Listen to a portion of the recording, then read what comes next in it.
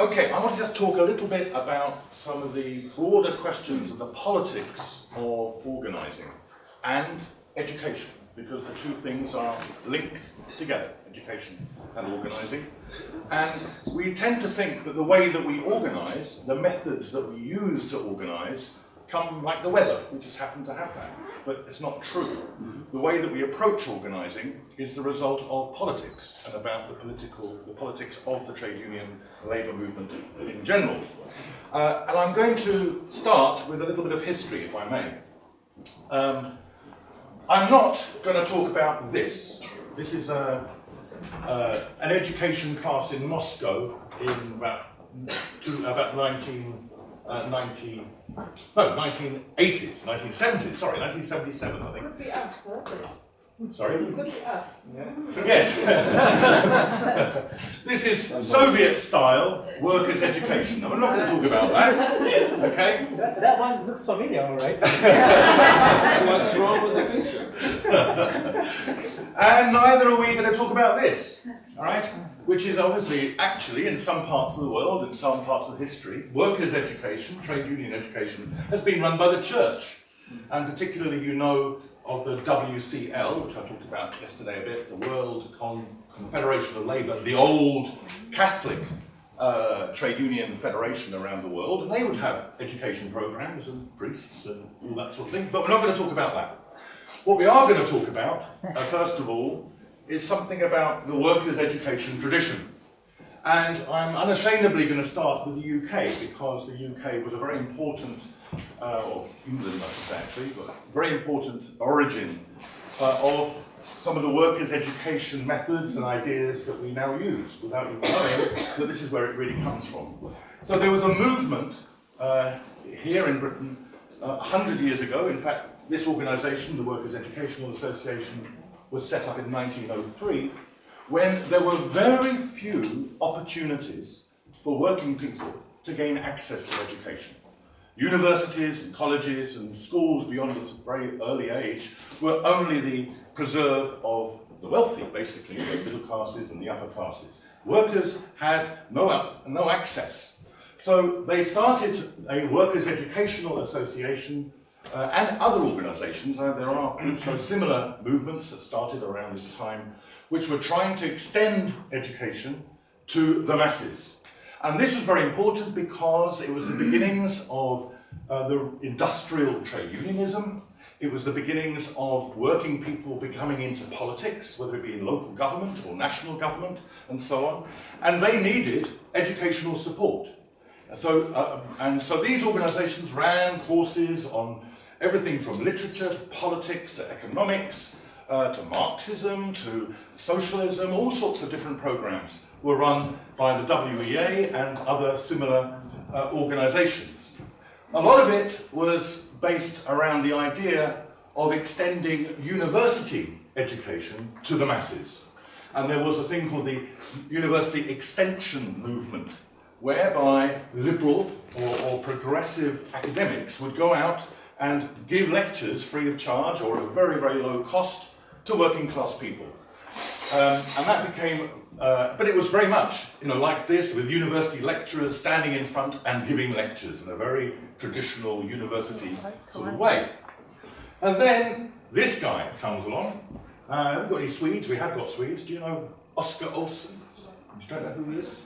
This guy is a Swedish bloke who, in the late 19th century, came up with the idea of study circles. And this was, rather than have experts standing in front of an audience from a university or whatever, this was the idea of workers themselves gathering together and learning together in small groups. And these became known as study circles. And it was seen to be a far more democratic way of organising education. Particularly in Sweden, and if I understand my history correctly, it was where you had a lot of fairly isolated rural communities with rural workers who had no access to education, and they used to organise themselves. And you had leaders of study circles who would go around the country and train workers how to run study circles. And some of you, hands up, have anybody been on a study circle? See, a lot. And from all over the world. because this method of study circles was taken from the Nordic countries and was taken all over the world. So many people in Africa and Latin America and Asia and rest of Europe and so on, for some of them, their first experience of trade union education and broader workers' education was through the study circle methodology. Then this guy comes on. Do we have anybody here from Brazil? No Brazilians. Maite, where are you? Here. Yeah, right, you'll do as a Brazilian. More insult analogies. I know people heard of Paulo Freire. Yeah. Paulo Freire was actually a Christian socialist in Brazil and part of the Workers' Party in Brazil, and he developed a theory of education for workers which basically said that the way that you teach workers is inherently political. So that the methods that you use carries in itself a political message. And he wrote a very famous book called The Pedagogy of the Oppressed.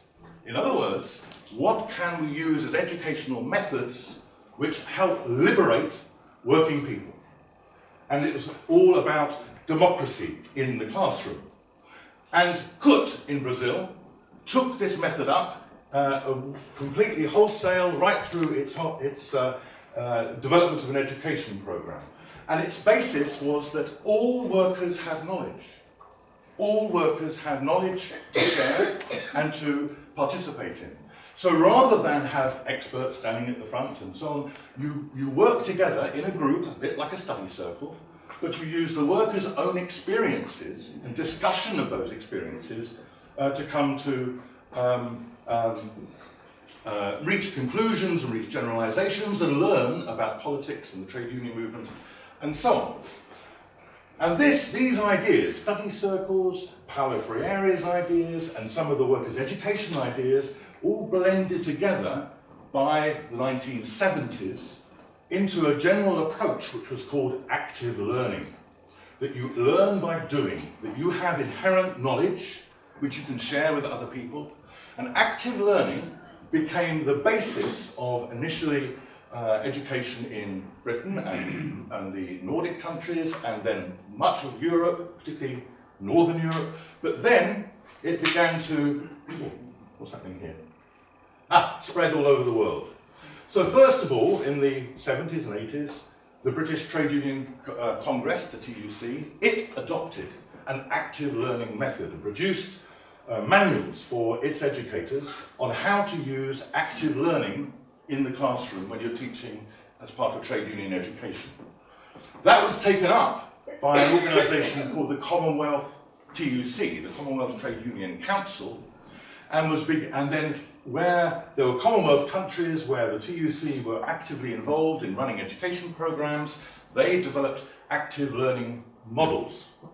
And then you began to see, in many different countries, all over the world, there's an example from Zambia, but it could be from many countries, examples of unions producing handbooks for workers' education based on this idea of active learning from below, from workers themselves having a democratic control over their own learning process. And Kasatu, for example, in the early days, took up active learning in a big way. Shame that Steve Faulkner isn't here, because had he been, he could have talked much more authoritatively about this. That then coalesced into the official ILO approach to learning, to workers' education. And I'll just read this to you. This is produced in 1993, by which time the active learning methodology had become a global phenomenon. And they said, the active learning approach to trade union training requires that courses should begin by drawing on the experience, skills, knowledge, attitudes and objectives of participants through working collectively. As part of this process, participants are encouraged to apply the results of their coursework to their local and or industrial environment. Now this approach was through the ILO, taken through many, many countries. And for example, when they had programs of training of trainers in many countries around the world, they had a handbook which they produced which is all about how to use active learning methods in trade union education. Very soon after that, the global union federations themselves began to adopt this method. So throughout the early 90s, you saw a whole number of programs being introduced by, in this case, the IUF, the old Chemical and Energy Mine Workers Federation, Public Services International, International Metal Workers Federation, the International Textile and Garment Workers Federation. All of these adopted an active learning approach as the basis for supporting the trade union movement's development around the world. So many of you in this room, I'm sure some of this will be familiar, those who are slightly older, maybe, and remember these sort of ideas being introduced in your country through the ILO and through the global union federations, and sometimes directly with organisations like the Commonwealth TUC, TUC Britain, the Nordic countries, and so on. So this became really the pattern of trade union education. And this became the idea of this is the basis of organising. That your organising starts with basic education which is coming from below, democratically designed from below. Meanwhile, this guy comes along, a guy called Saul Alinsky, an American based in Chicago, I think originally, wasn't he?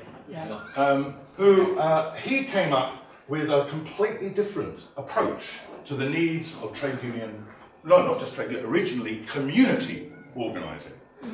And he wrote a book called Rules for Radicals in 1971, which had a lot of influence, and not necessarily in the labour movement, but across community organisers and even in the church, for example. And you'll find that his ideas spread rapidly in different parts of the world.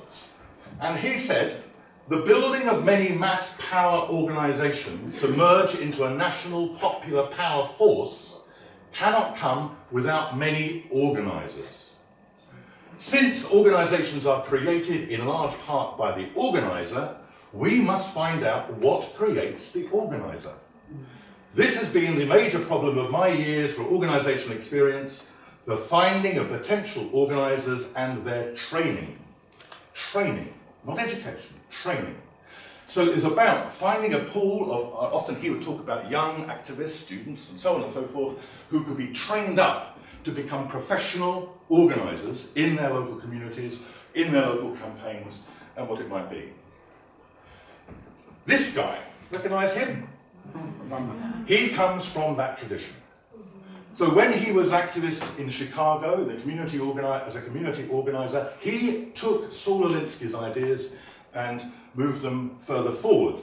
And if you look carefully back at his original presidential campaign, you'll find many of the methods that Saul Alinsky had prescribed used for his Democratic Party nomination and election and so on and so forth. Very, very influential. And then this guy comes along. Anybody recognise him? Oh, yes. This guy is Andy Stern, who was the president of the Service Employees International Union, the SEIU in the United States. We've heard a lot about the SEIU.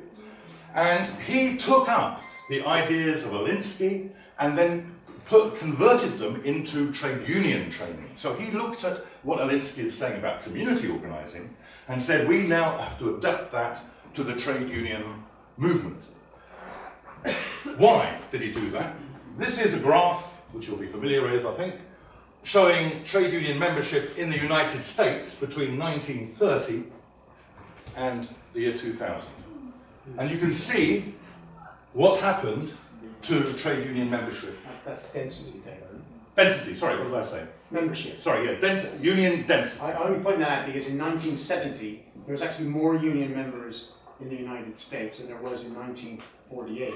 Right, this is the percentage of the labour force in unions. Okay?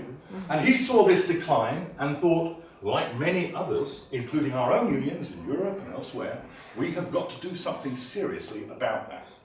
We can't simply carry on as we are. We've got to find new ways of organising. We can't rely on the old methods. So he adapted the Alinsky's ideas into what became known to some as the new organising agenda. And they produced manuals, training manuals and so on, that they used to train young organisers, and not necessarily young, organisers with SEIU to go out and start recruiting and organising new members. It was based on professionally trained organising teams, not necessarily from the shop floor. These people coming from the outside, again, students and so on, who would be brought in as professional organisers.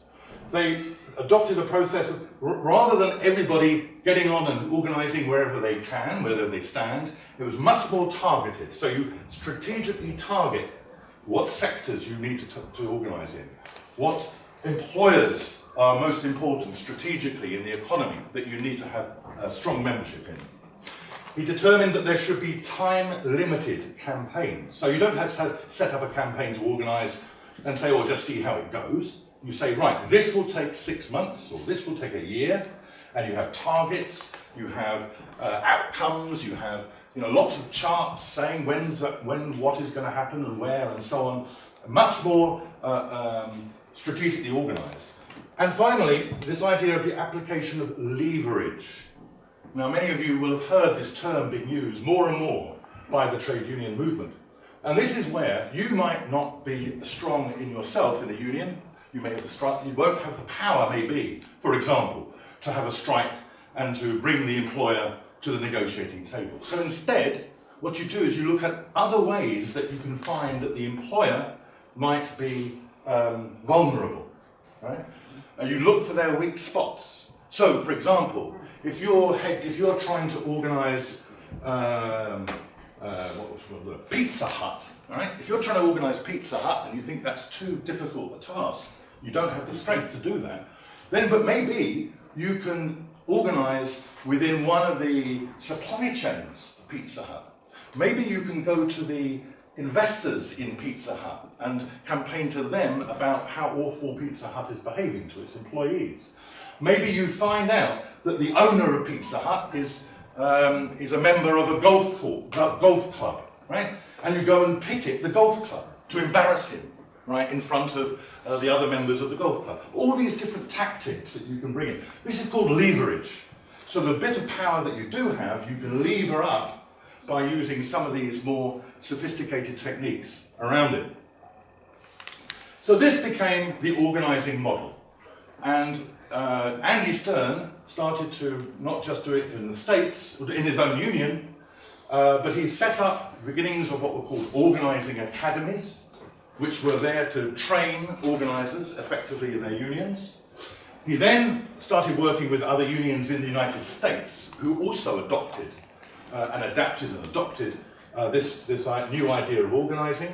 And some of those unions then split from the AFL-CIO, the National Centre in the States, to form the Change to Win coalition, based around this idea, this model of organising. That then spread to Australia, the UK, Germany, Denmark, and then many other countries started adopting this, because everybody was facing that same problem of that graph of union density going down. We have to do something dramatic in order to overcome the problem we've got. So it became an international movement, and in fact at one point it became organised. There was an organising alliance, a new organising alliance, which brought together unions that shared the same attitude. Then it was picked up by some of the donor agencies. So you know that a lot of the work that is done in supporting the development of trade unions in Asia, Africa, Latin America, East Europe and so on, that is supported financially by European or American or Australian organisations like Kate's. Where's Kate? There you are, yeah. Like Kate's organisation in Australia. They started to listen to some of these ideas, and they were able to start using that money to support similar activities in unions in the Global South. That then reached the Global Union Federation, because the Global Union Federations, a lot of their programs of trade union support are based on money from the donor agencies. The big ones like FNV in the Netherlands, like SASK in Finland, like LOTCO in Sweden, like the American Solidarity Center of the AFL-CIO, and so on. These are organizations that our job is to support with finances union development around the world. So they adopted some of these ideas, and you start to see in their policies about what they would be willing to support and what they wouldn't support, reflecting this model and this idea of organising. And ultimately, it reached you, it reached us, right? Including me, my own union, Unite.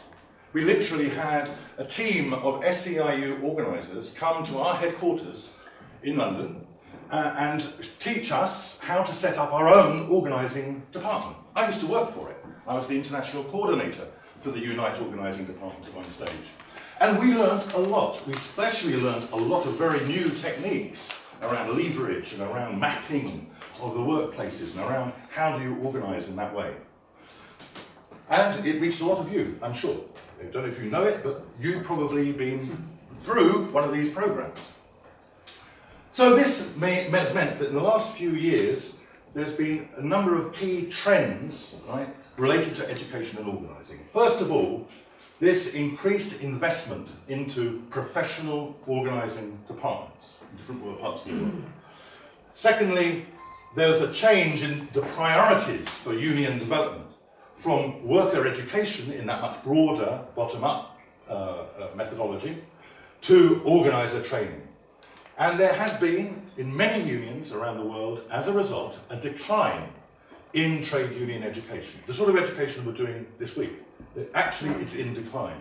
And the United States, for example, nearly all of what were a lot of union colleges, right? Colleges owned by the trade union movement, run by the trade union movement, have closed. I think there's hardly any left. I'm looking at my American friends, is that right? There's very, very few. Most have shut down. Same in Britain. A lot of the education facilities that are owned by trade unions were closed over the last 20 so years. And so there's actually a bit of a crisis, for me at least, in terms of the future of trade union education in many countries. However, the original model of the SEIU was very rooted in a particular circumstances of American trade unions. The industrial relations environment in the United States is perhaps one of the toughest in the world. The union laws are stacked against the trade union movement in terms of organising and so on. And so when you try to, and therefore that very aggressive organising model, maybe you could say, was very much suited to the American industrial relations system. But when it came to moving into other countries, like my own, like yours probably, you took those organising methods and you adapted them to local circumstance and how it was working. But also, you're finding now, I believe, and I see lots of signals about this from all over the world, there is a renewal of demand, right, for political education. Because a lot of that training, organiser training, was frankly apolitical. It was about techniques, it was about skills, practical skills and how you're organising, but very little in terms of understanding the broader context in which we're all working. And I'm just going to finish with a quote from a good friend of GLI's called Jenny Formby, who was until very recently the political director for Unite in the UK. Now she's a regional secretary. And she said, "It is absolutely essential for our stewards and activists to be fully engaged in all aspects of organising, rather than separate organising units. To do this meaningfully, they have to understand why companies do what they do, and how global capital works. If we maintain an insular, reactive approach, we will consistently lose." And what she's saying here, what she's arguing for, is political education to be there side by side with new organising methodologies. So, that's simply my attempt at giving a bit of a historical reasoning behind what we might all be experiencing locally when we go for training, we go for education and so on. This is the trend I see happening at the moment. Thank you.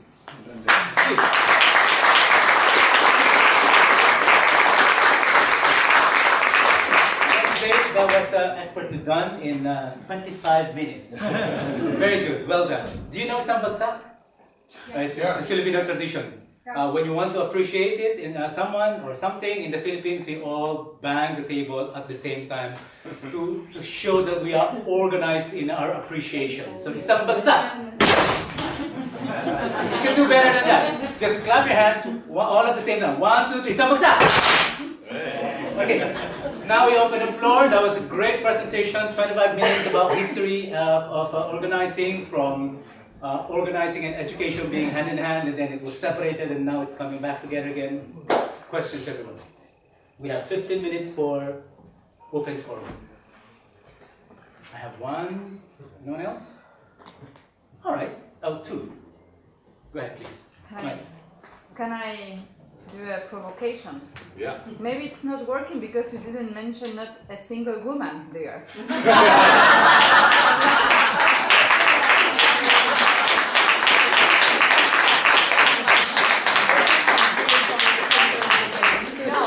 Not my fault. Jenny's a good one. No, it's Jenny. Yeah, Jenny came up with the solution. right at the end. No, I mean, and it's not. It's a joke, and it's not a joke at the same time, because one of the most important trainings I have been through is a feminist training where we're starting writing down what did we do since we wake up until we went to sleep, and what our partners or father or brother did at the same time. So that was an open eye. And when you think about trade union education, you also need to take into consideration the reproductive work, because otherwise we are just thinking of a worker who has time and who also will have to don't have to take care of the family, etc., etc. And also I think it's very important, if we think about education, to have the feminist point of view very present. Excellent point. I don't think Dave would like to respond to that. Yeah, I thought it was a great run through of the link between education and organisation. But you can't, I think, stress enough that how political this is, and particularly was, at the time, because I used to work for the Commonwealth TUC in the 80s on a project in East Africa, and it was at a time when there was also the African American Labour Centre, which was part of the AFL-CIO, and they had a completely different approach to education. Ours, as you say, was based on study circles, training local activists to produce materials and run the sessions. Theirs was a kind of top-down approach of just providing lectures based on their own approach to that particular country. And it got really nasty. You know, it was very political because they didn't want us there, they saw us as a threat, and you know, it came down to actually trying to get us taken off the sites, opening our mail, and trying to close down the whole programme. That's how bad it was. And you know, because they saw it as a political threat to their approach to trade union education. Well, as it is said, education is a subversive act. So 1, 2, and 3. Sure. Dave, thank you very much for that presentation. It's just great to kind of get that historical background. I think for me, coming from Ruskin, where the TUC's organising academies located and the work that we do as well, always fascinated with the trajectory of organising strategy, because as you were pointing out, one of the real problems with organising strategy, particularly in the UK, is that question about what are we organising for? Because of course the reason why lots of organising strategy fail is because it's largely about recruitment within existing structures, not about organising for some kind of renewal, if we go back to Sam's presentation as well. And I think the other thing that I always find peculiar is, going back to the graph, is that that graph at that point in time didn't necessarily look the same if you look, for example, at Latin America or certain parts of Africa, which is why would the UK have gone to a country as you pointed out, was quite different politically in terms of the way trade unions are structured and politically regulated, and also where density was lower when there were other models. And so one of the things I always kind of was perplexed by was, I've got some sense of the answer to this from a kind of colonial perspective, is why not go somewhere else? There was actually still more rooted in the Freyrian tradition. But listen, I think it's great though that we get reminded of what the roots were of where we come from. And I agree, I think certainly at Ruskin we're getting lots more requests for political education that kind of moves away from that. Thank you very much. Thank you. Sister. Yeah, just to follow up on your comment, one of the things that I thought was so interesting is that thinking about the 70s and thinking about the women's liberation movement of the 70s, that came out of a critique of patriarchal knowledge and patriarchal education and its hierarchies.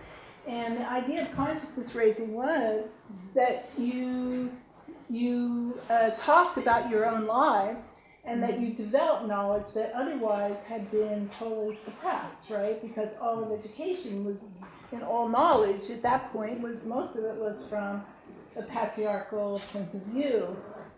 And I really I would say that maybe we should think about the socialist feminist movement as carrying as much this older worker study circle tradition, and perhaps in some ways even more definitively than the labor movement did.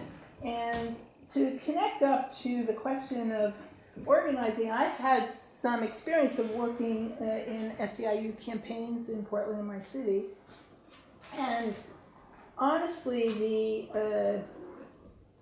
the organizer-worker relationship is a very paternal, in my experience, an extremely paternalistic relationship. And the organizer's job is to bring the workers along, but they are never replacing themselves. They really do not have a way to replace themselves. And so it seems to me that this issue of democracy in our trade union movement has to be based in some ways a feminist critique of patriarchal knowledge, of patriarchal leadership models, of patriarchal notions of particularly of leadership, and of the idea of from below, which I think is very essential. So I would just also say that one of the things about this model of education is that it really needs to acknowledge the various roots of knowledge. You know, when we talk about the gendered experience, we talk about the agrarian experience. For example, in the trade union tradition, there's a lot of prejudice against rural people. And one of the things that was great, someone was talking about the coalition of World March of Women, Via Campesina, and what was the trade union organization? The Trade Union Confederation of the Americas. The trade union, yeah, that was fantastic, right? So anyway, just to say that I want to just remind people that socialist feminism has a tradition that could be looked to in thinking about new organizing models that is a little bit more modern than the 19th century workers' movement. Great. Point it out to someone. Okay, Yusuf and you. I just wanted to bring up bringing in this sort of education before people enter the world of work, because I recently left school, and the majority of people, these are educated, intelligent people, did not fully understand what a trade union was, apart from the economics students who learned that trade unions have profit margins, and aside from them, people didn't know what a union was. Even I didn't. I had an idea of what a union was, but I didn't fully understand trade unions until I got involved in labour politics. So I think we need to try and consider. I know in the UK there's been calls for mandatory political education in schools, maybe broadening that to include the labour movement of trade unions. So young people, before they enter the world of work, know what a trade union is and have an idea. You can do this not even in the classroom. And the other week I helped out at a careers fair and a higher education fair at my college, and we had universities and companies like KPMG and STEM in there, but there were no unions in there, and we need people to understand what a union is before they enter the world of work and know what protections, because people my age, from talking to friends who aren't engaged in labour politics, aren't engaged in union movements, they don't know the basic work rights. I mean, a lot of them will go home crying after a shift because of the way their employers treated them, and they'll think, oh, I'll just leave work, and rather than putting up with this, I'll leave and try and find another job. Maybe it'll be a bit better. And they don't have the necessary tools to. They've not been equipped by a union to fight for their rights and fight for their rights at work. So I think we need to look at it from before they enter the world of work, how we teach people what a union is and make sure they know their employment rights.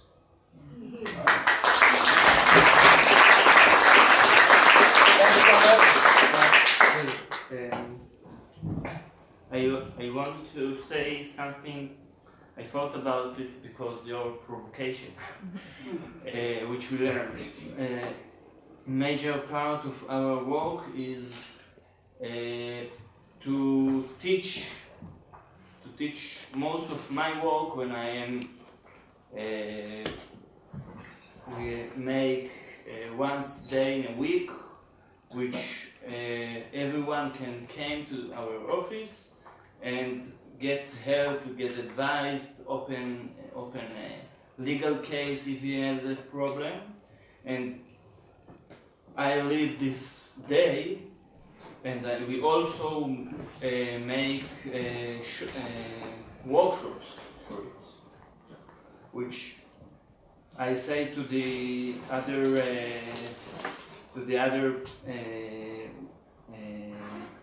mates which work with me, that we should. It's not that woman, that man will come in and I will tell him everything.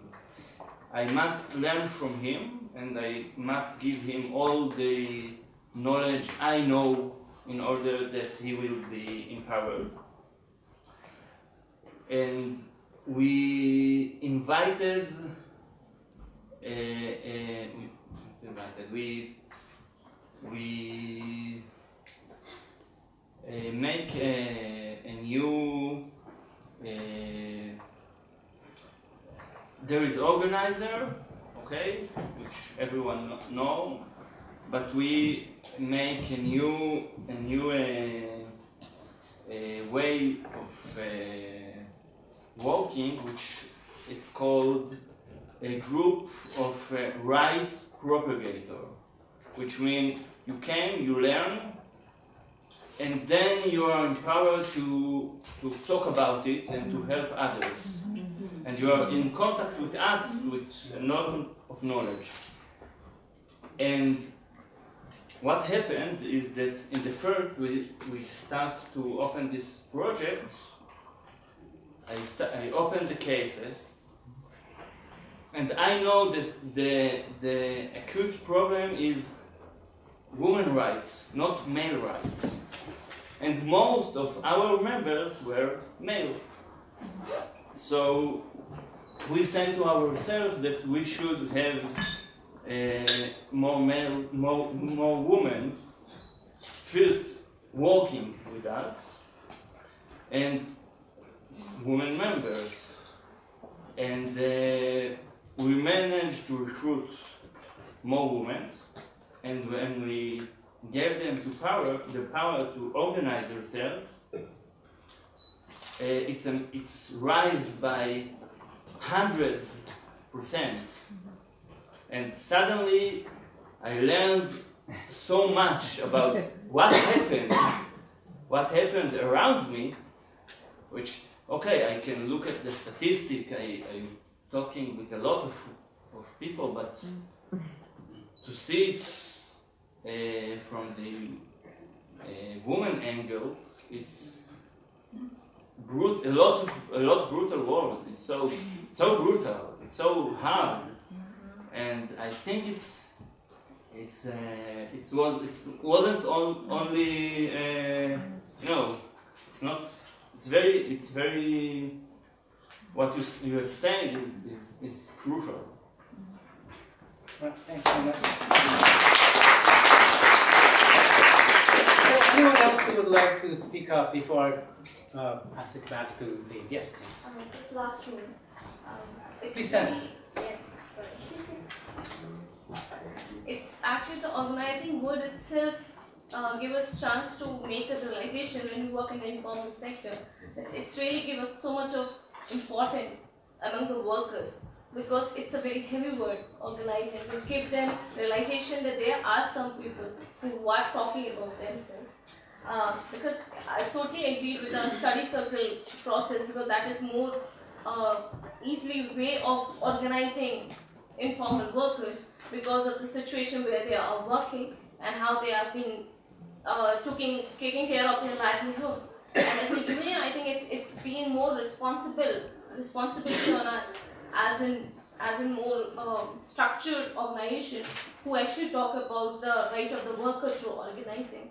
One thing I would like to share on the worker education things that we were talking. Like in case of India and Asia, there are still some of the system present like this, but unfortunately it has not been utilized by the unions for the workers to make them at least have a basic education about the trade union movement. I think that's a pityness, because we try to utilize that thing in some way, and then while having a conversation with the departmental people from worker education, they said no formal organization is now contacting us to give the education to their members. So I think that's one thing we should realize, and as a union where the worker education, the government system has been present as a labor department, we should try to utilize those components also to make people understand the basic concept about the trade unionism and what is the importance of getting organized. Thanks. At least utilize it for our own ends, Yes. no? Not for the purposes of the government, of course. Exactly. Right. Yeah, one more. I must admit that I'm deeply skeptical to non-political education. I'm also skeptical to the professional organizer coming from outside into a group of workers in which they do not know about the experiences, the working conditions and all these kind of things. And particularly today, I think, what is the aim with organizing? That is to bring people into the collective organized struggle. That is the aim of organizing, I think. And that must be also the part of the way you organize. The best organizing campaign we had in Norway for a long time happened a couple of months ago. And that was a 3-week strike in the hotel and restaurant industry. And that brought a lot of new members into that union. Because the most important thing in order to attract members into the unions, a fighting union, that is to prove in practice that the union is defending the interests of these workers. And that is the best way, I think. It has been, we have a lot of examples exactly on that. If they fight, if they defend the interest, people organize. It's, of course, I also support that we develop and educate organizers, but within the group of workers that should be organized. Right. All right. Thank you for all those sharing, my comrades. So we heard a lot of experiences. We heard the critique about the lack of the gender perspective in the presentation, and the need to bring in some of the key lessons that the feminist movement and the labor movement has already done. So. Yeah, very quickly, because I do want to maximize the time that you've got in the groups to discuss this. But just a quick few things. First of all, on Johanna Maite's and Erez's point, feminism, the impact of feminism, I completely agree. One of the key elements that I've noticed of the crudest organizing methodologies, like that of at least the early SEIU work, was that it's incredibly macho. Right. It's full of machismo. The language that is used, the style of it, it's all about, you know, fists, and it's really, really aggressive machismo way of approaching it. It's also full of corporate language. So a lot of the terminology that's used, if you listen to people who are doing training, they are actually using corporate techniques and corporate language when they're describing it. And a lot of it comes from that world. And I don't think it's any accident that Andy Stern has ended up being a private sector consultant. He works for corporations in the United States now. The other thing I totally agree with, as Ian said, is that whole question about what are we organising for? And a lot, again, in the SEIU model, original model, and I keep saying original because I do think it has been adapted and changed and moved, and that it's not a single sort of methodology anymore, but its origins is almost like encouraging workers to take militant action to gain sweetheart deals. Right. So you really, you know, you punch your fist, you do all you can to bully. I don't mind bullying corporations, that's fine. But only to get, you know, you get inside the plant, you get your agreement, all right, and then you go off again. You leave them to it. You've signed it. You've got the signature from the corporation that they respect the union, and that's it. You move on. And it can be all sorts of things. Also, I could say about that, about the exploitation of other people in some of that leverage campaigning, where they will bring, for example, environmentalists or human rights people in, as long as they need to have that campaign against that corporation. But as soon as that corporation gives way, or as soon as they give up, that's dropped. Right? There's a famous story. I think Dan told me originally. I think there's a story about when a supermarket chain in some part of the States, and the SEIU was trying to organise. Well, it was Walmart, that's right. And Walmart was building a new supermarket on an area which was had sort of marshland on it, and it was an area where there were very rare species of duck, right? And so they formed an alliance with environmentalists and nature groups around to combat this building of this supermarket. You know, going to protect nature, going to protect the ducks, right? And of course, as soon as the dispute was settled, it was fuck the ducks. You know? And it's serious. They just walked away from. However, that was not the SEIU. Oh, it wasn't the SEIU. I do apologise. UFCW. I do apologise. I apologise to SEIU.